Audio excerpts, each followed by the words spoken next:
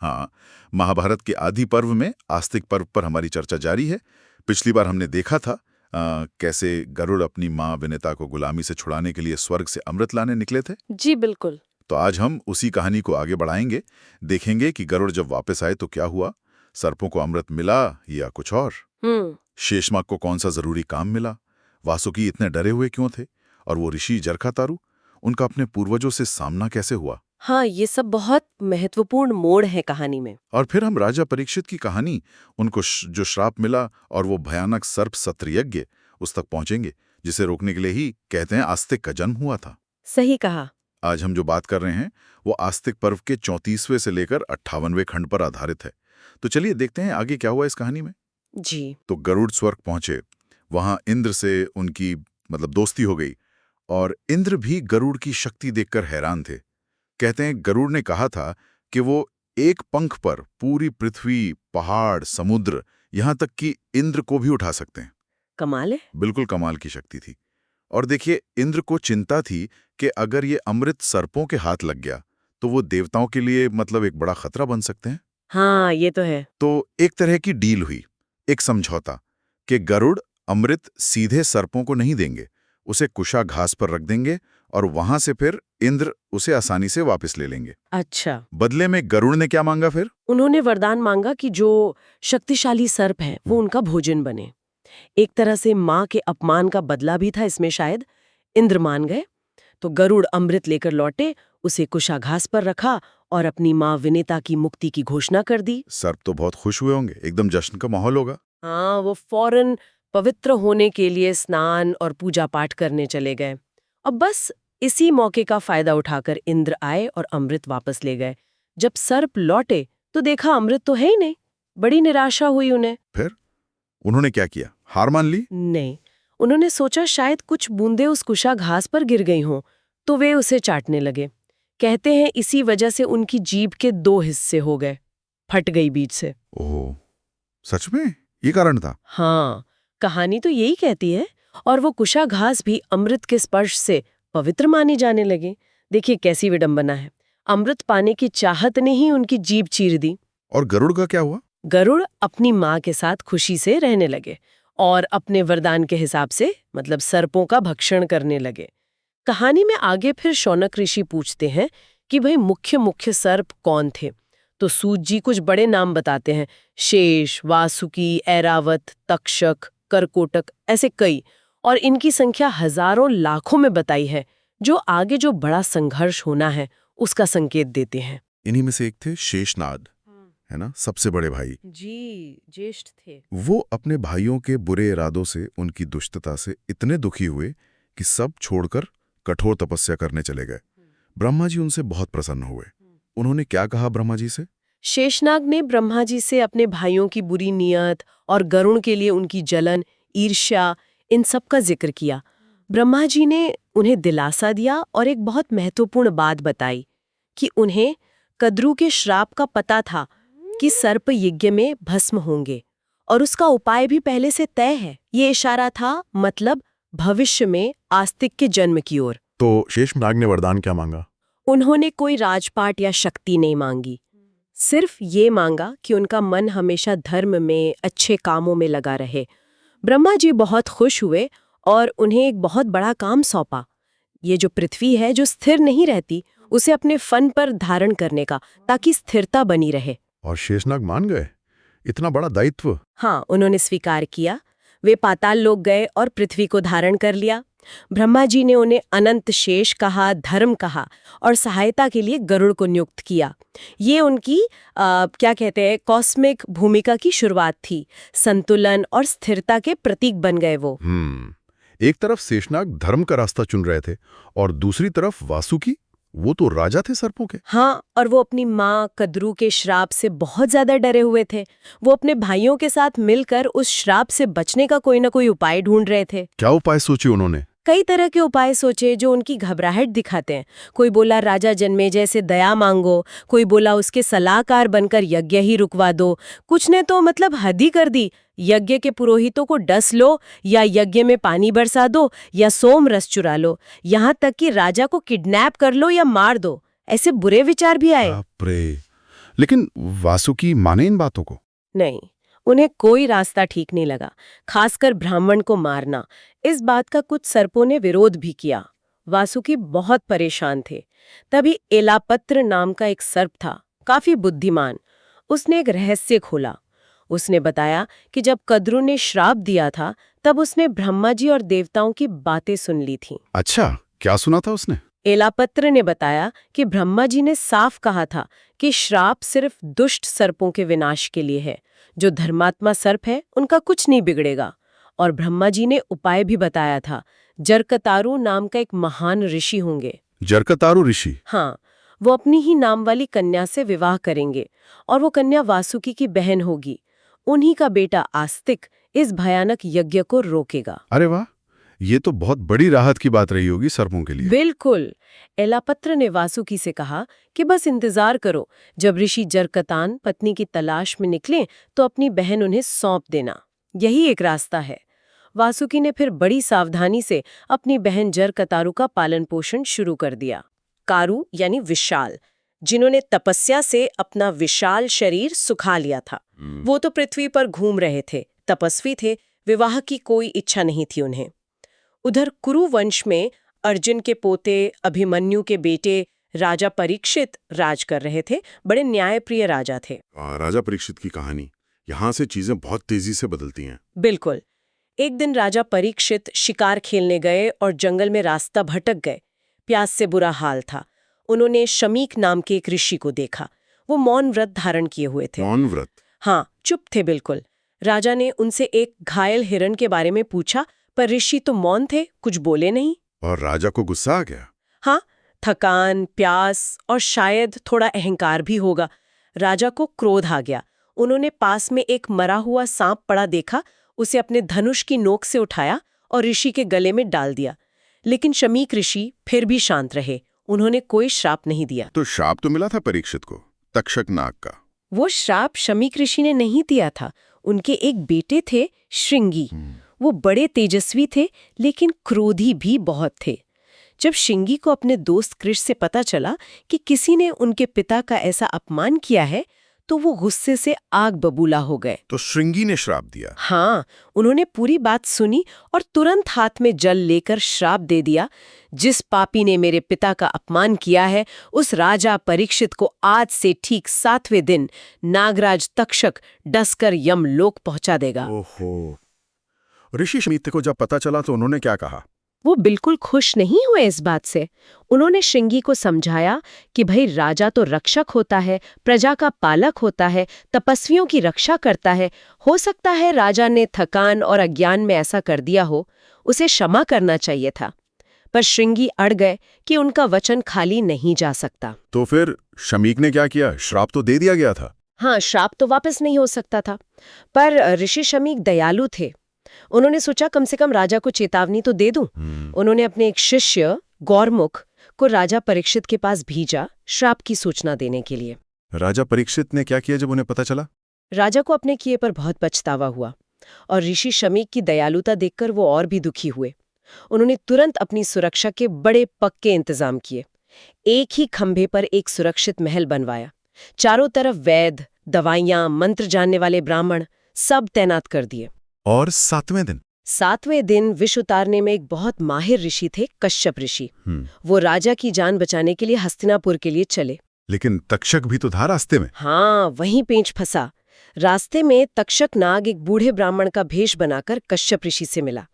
कश्यप ने बताया कि वो राजा को बचाने जा रहे हैं। तक्षक ने उन्हें चुनौती दे दी। कहा कि मैं जिसे डस लूं, उसे तुम ठीक नहीं कर सकते। फिर अपनी बात साबित करने के लिए तक्षक ने पास के एक विशाल बरगद के पेड़ को डसा। पेड़ तुरंत जलकर राख हो गया, बिल्कुल भस्म। बाप रे! फिर कश्यप ऋषि ने क्या किया? कश्यप ऋषि भी कम नहीं थे। उन्होंने अपनी मंत्र विद्या से उसी राख के ढेर से पेड़ को फिर से हरा भरा कर दिया, एकदम पहले जैसा। कमाल है, तक्षक तो चौंक गया होगा। हाँ, हैरान रह गया, पर उसे चिंता भी हुई। अगर कश्यप ने राजा को बचा लिया, जिसकी मौत तो श्राप के कारण लिखी जा चुकी थी, तो उसका और ऋषि श्रृंगी के श्राप का दोनों का अपमान होगा। तो उसने कश्यप को रोका। कैसे? उसने कश्यप ऋषि को लालच दिया। कहा कि राजा से तुम्हें जितना धन मिलेगा उससे कई ज्यादा मैं तुम्हें दूंगा।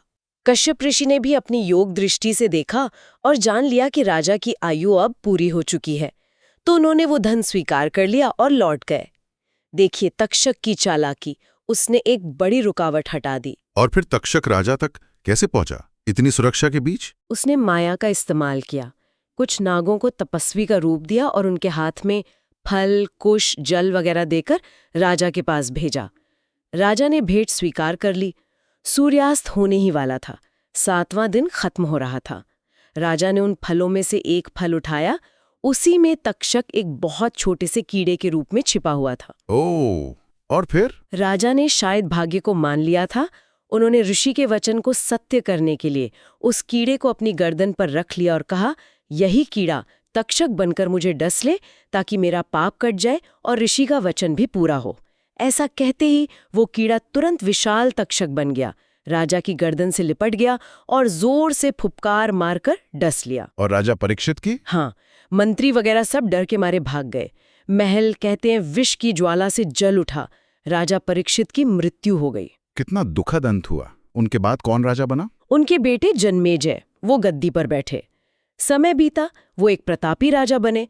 लेकिन अब कहानी एक बार फिर ऋषि जरत्कारु की तरफ मुड़ती है। हाँ, वो अपने पितरों से मिले थे ना कहीं? बिल्कुल, वो घूमते घूमते एक जगह पहुंचे और एक बड़ा ही अजीब दृश्य देखा। उनके पूर्वज मतलब पितर लोग एक गड्ढे में सिर नीचे करके लटके हुए थे और बस एक घास के पतले से धागे के सहारे टिके थे। उस धागे को भी एक चूहा धीरे धीरे काट रहा था। ये कैसा दृश्य था? इसका क्या मतलब था? पितरों ने बताया कि बेटा न होने के कारण, वंश आगे न बढ़ने के कारण उनकी ये दुर्गति हो रही है। वो नरक में लटक रहे हैं। वो जो धागा है वो स्वयं जरत्कारु है और चूहा है काल यानी समय, जो उनकी आयु को काट रहा है क्योंकि वो गृहस्थ धर्म छोड़कर सिर्फ तपस्या में लगे हैं। उन्होंने समझाया कि वंश चलाने के लिए पुत्र पैदा करना तपस्या और यज्ञ से भी बड़ा धर्म है। और उन्होंने जरत्कारु से क्या करने को कहा? वो तो उन्हें पहचान नहीं पाए थे। हाँ, पहचाना नहीं था। उन्होंने जरकाकरू से ही कहा कि तुम जाओ और जरकाकरू नाम के एक ऋषि को ढूंढो, उसे समझाओ कि भाई शादी करो, बच्चा पैदा करो ताकि हम पितरों की मुक्ति हो सके।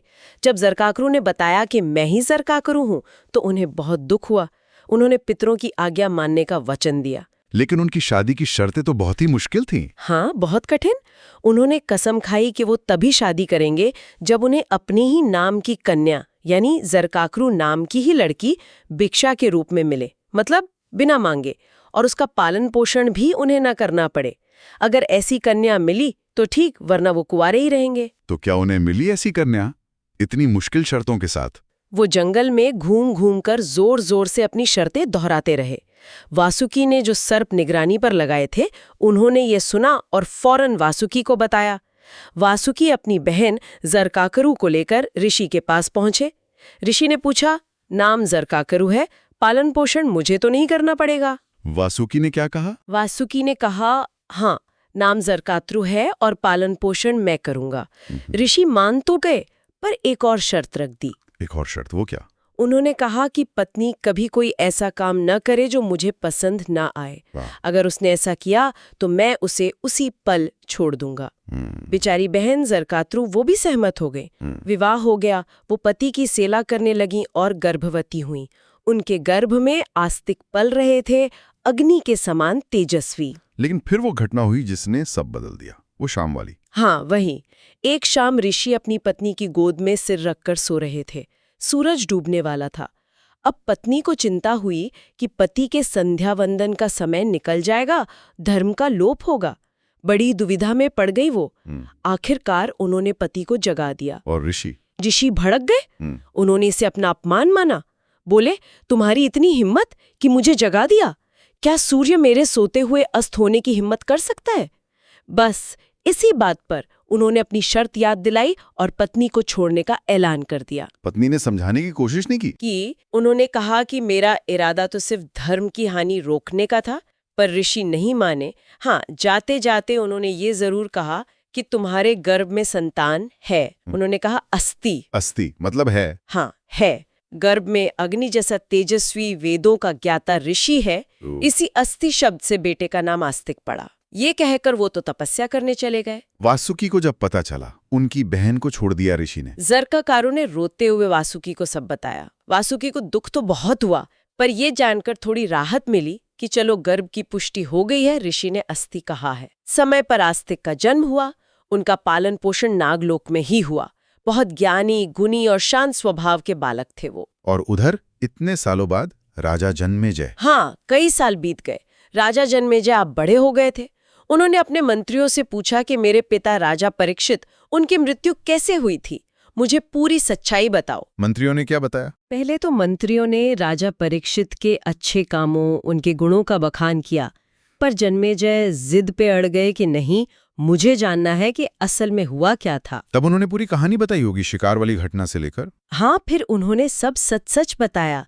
कैसे राजा शिकार के लिए गए, कैसे अनजाने में ऋषि शमीख का अपमान कर दिया, उनके मौन व्रत के बारे में, फिर श्रृंगी ऋषि के श्राप के बारे में। कश्यप ऋषि वाली बात भी बताई और तक्षक की चालाकी। हाँ, सब बताया।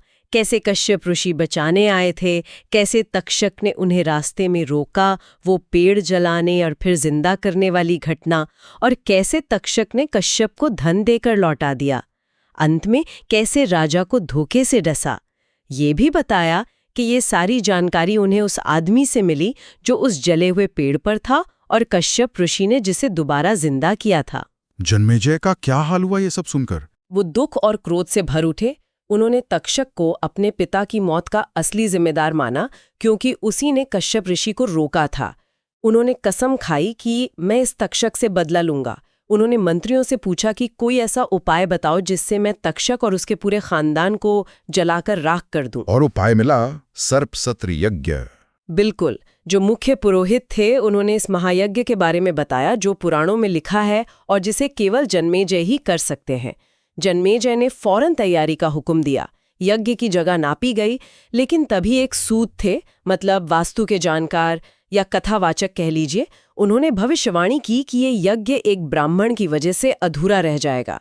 राजा ने गुस्से में हुक्म दिया कि दरवाजे बंद कर दो, बिना इजाजत कोई अंदर ना आने पाए। यज्ञ शुरू हुआ फिर? हाँ, और वो बहुत ही भयानक था। ऋत्विज काले कपड़े पहने हुए थे। वो मंत्र पढ़ पढ़कर घी की आहुतियां डाल रहे थे और एक एक सर्प का नाम ले लेकर उन्हें अग्नि में बुला रहे थे। और सर्प आ रहे थे? हाँ, डर के मारे कांपते हुए, फुफकारते हुए, छटपटाते हुए अपने आप खींचे चले आ रहे थे और धड़ाधड़ यज्ञ की आग में गिरकर भस्म हो रहे थे। सफेद, काले, नीले, बूढ़े, जवान, छोटे छोटे, बड़े बड़े, कोई नहीं बच पा रहा था। कहते हैं उनकी चर्बी और खून की नदियां बहने लगीं, हवा में भयानक बदबू फैल गई। मतलब बहुत ही विभत्स नजारा था। तक्षक का क्या हुआ? वो तो नागराज था, सबसे शक्तिशाली। वो जब ये खबर सुना तो डर गया। वो भागकर सीधा इंद्र के पास गया और शरण मांगी। इंद्र ने उसे भरोसा दिलाया, कहा चिंता मत करो, और अपनी शरण में रख लिया। और वासुकी, वो तो अपने कुल का नाश देख रहे थे अपनी आंखों से। वासुकी का हाल बहुत बुरा था। बहुत दुखी, बहुत डरे हुए थे। उन्होंने फौरन अपनी बहन जर्ताकारु को बुलाया। उसे याद दिलाया कि तुम्हारा विवाह क्यों हुआ था, ब्रह्मा जी की भविष्यवाणी क्या थी कि तुम्हारा बेटा आस्तिक ही इस यज्ञ को रोकेगा। उन्होंने कहा जल्दी आस्तिक को भेजो, यही आखिरी उम्मीद है। आस्तिक ने क्या किया? वो तो शायद बालक ही थे तब। मां जरकाकारु ने आस्तिक को कद्रू के श्राप से लेकर उनके जन्म के उद्देश्य तक की पूरी कहानी सुनाई। आस्तिक ने बहुत शांति से सब सुना और फिर बोले, हाँ माँ, मैं जाऊंगा और इस यज्ञ को रोकूंगा। उन्होंने डरे हुए मामा वासुकी को भी हिम्मत बंधाई और तुरंत यज्ञ की जगह के लिए चल पड़े। लेकिन राजा ने तो हुक्म दिया था कि कोई अंदर ना आए। द्वारपालों ने रोका होगा? हाँ, द्वारपालों ने रोका, पर आस्तिक इतने ज्ञानी और मधुर वाणी वाले थे कि उन्होंने द्वारपालों की ही प्रशंसा करके उन्हें खुश कर दिया और यज्ञ मंडप में घुस गए।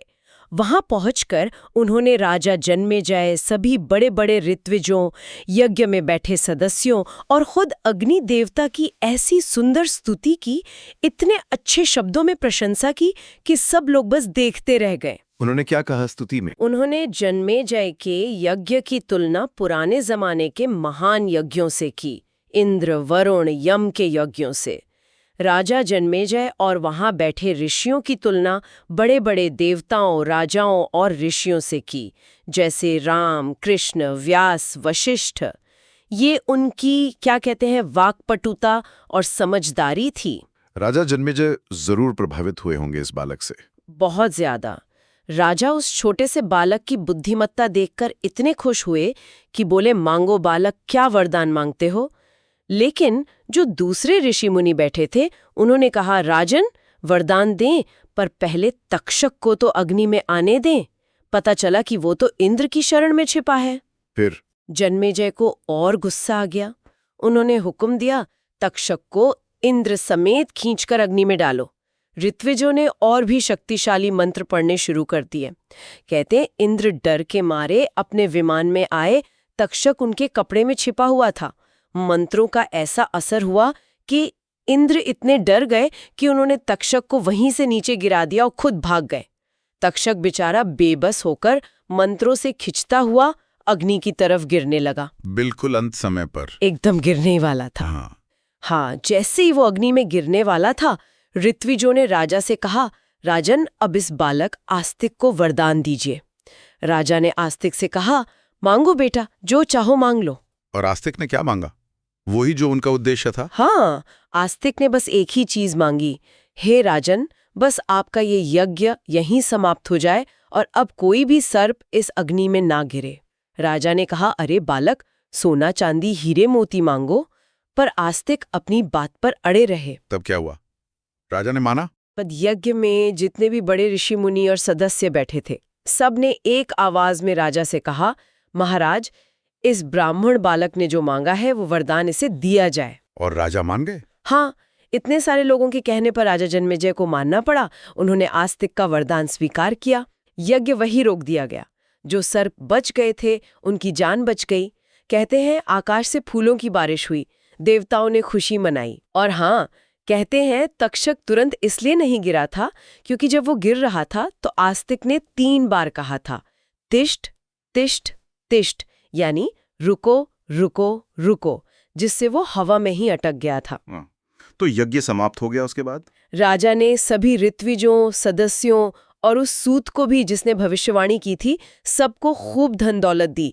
आस्तिक का भी बहुत आदर सम्मान किया और उन्हें अपने भविष्य के अश्वमेध यज्ञ में आने का न्योता भी दिया। आस्तिक बहुत खुश होकर अपनी माँ और मामा वासुकी के पास लौटे। सर्पों ने भी उनका शुक्रिया अदा किया होगा, उनकी जान बचाई थी। बिल्कुल। सारे सर्प बहुत कृतज्ञ थे। उन्होंने आस्तिक से कहा कि आप हमसे कोई वरदान मांगिए।